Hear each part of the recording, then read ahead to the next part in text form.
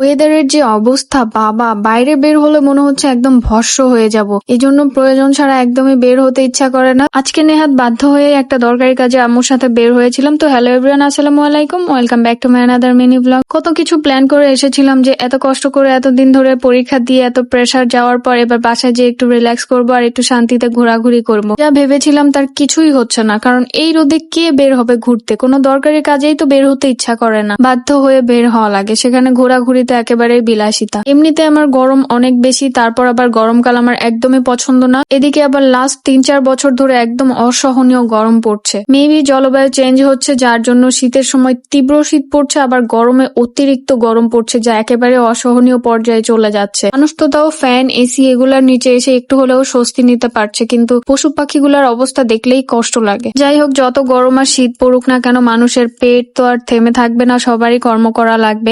যাওয়ার পথে হুট করে আমার চোখ আটকে গেল। এত বাহারি কালারের চিপস ছিল এখানে, আমি না নিয়ে যেতেই পারছিলাম না। আম্মু যদিও এগুলো আমাকে খেতে দিতে একদমই চায় না, তারপরও আমি একটু জোর করে কিনলাম। এখানে আমি কয়েকটা কালার মিক্সড করে নিয়েছিলাম। তারপর এখানে আবার এই যে গোল গোল ছোট ছোট বল, এগুলাও নাকি ভেজে খাওয়া যায়। তারপর এই যে অ্যালফাবেট চিপস, এগুলাও নাকি ভেজে খাওয়া যায়। তো দেখে তো সবকিছুই নিতে ইচ্ছা করছিল, আমি আর আম্মুকে বলার সাহস পাইনি। তারপর আইসক্রিম কিনে বাসায় চলে আসলাম। বাসায় এসে আইসক্রিম খাওয়ার পর মনে হলো যে চিপস গুলা নিয়ে এসেছে এগুলো একটু টেস্ট করা যায়। তো আম্মু এগুলো আমাকে ভেজে দিচ্ছিল আর এত এত বকা দিচ্ছিল যে এগুলা খাওয়া একদম ঠিক না। পিঙ্ক, অরেঞ্জ আর গ্রিন কালারের চিপস গুলো আমি নিয়ে এসেছিলাম মিক্স করে। আম্মু যখন এগুলো ভাজছিল তখন আমি মনে মনে দোয়া করছিলাম যেন চিপস গুলো অনেক টেস্টি হয়, না হলে তো মায়ের একটাও মাটিতে পড়বে না। ফার্স্টে এই সুন্দর সুন্দর চিপস গুলা টেস্ট করে দেখলাম। দেখতে যেমন সুন্দর, খেতে আসলে তেমনটা না, মোটামুটি চলে আর কি। আরো এতে টেস্টিং সল্ট দেওয়া ছিল, যেটা আমাদের জন্য অনেক বেশি হার্মফুল। খাওয়ার সময় ভাবছিলাম আম্মুর কথা কেন শুনলাম না। আর এটা ছিল ইউনিক একটা আইটেম, সাগুদানার চিপস, যেটা আমি আগে কখনো ট্রাই করিনি, আর আমার ট্রাই করা উচিত হয়নি। আমার এক্সপ্রেশন দেখলেই বুঝতে পারছেন। তো এটা দেখে আম্মু আমাকে আর খেতে দেয়নি, সব নিয়ে ফেলে দিয়েছে।